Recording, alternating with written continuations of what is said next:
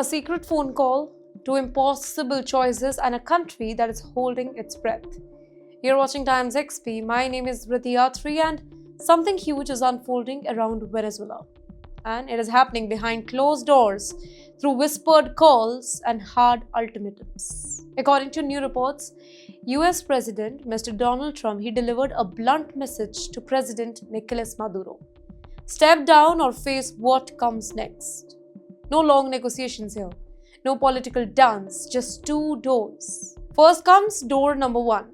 Resign and your whole family gets a free passage out. Protection, evacuation, and no arrest. Here comes door number two. Refuse and you are on your own.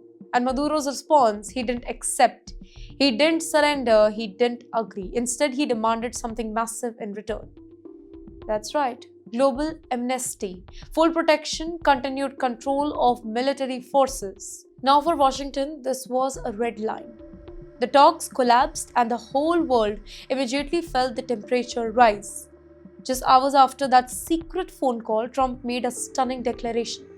Venezuela's airspace is now closed. Not a suggestion here, a statement. The kind of statement that makes military analysts sit up straight, glue their eyes to the screens and start whispering just one word: operation.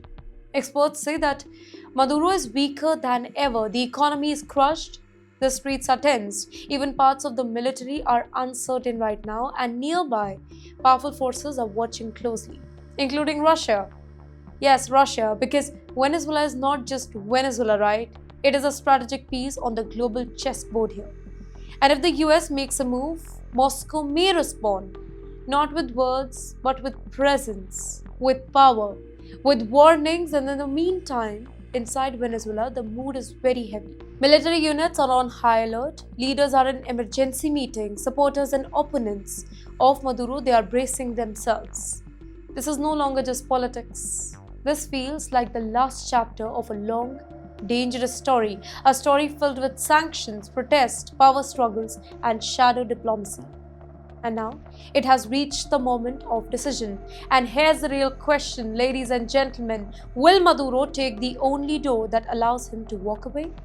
Or will he hold his ground and challenge the world's most powerful nation? Because if he chooses the second path, then Venezuela will not be the only country that will be affected. The shockwaves will travel far beyond South America, across oceans, across alliances, across borders. And right now, the world isn't blinking, it is waiting, it is watching, and it is counting every single minute until the next move is made.